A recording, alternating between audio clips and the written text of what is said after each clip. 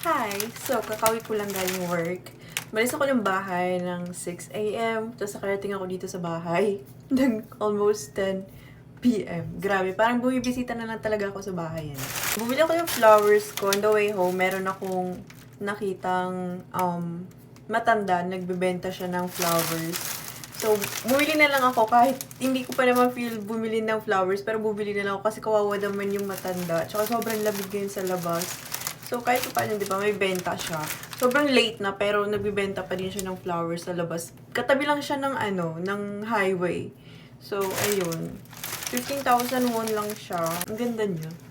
Ito yung pink na gustong-gusto ko talaga kasi ang pretty niya lang. Parang princess pink siya, ganun.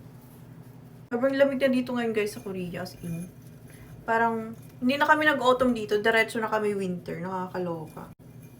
Ano, ang ganda niya.